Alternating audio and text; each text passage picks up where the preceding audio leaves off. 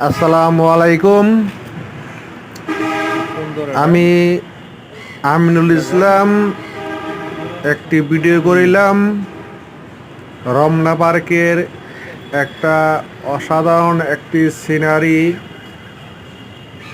সুন্দর একটা খাল, দুই পাশে দুইটা ব্রিজ অসাধারণ লাগলো, তাই আপনাদের মাঝে তুলে ধরলাম দেখানোর জন্য।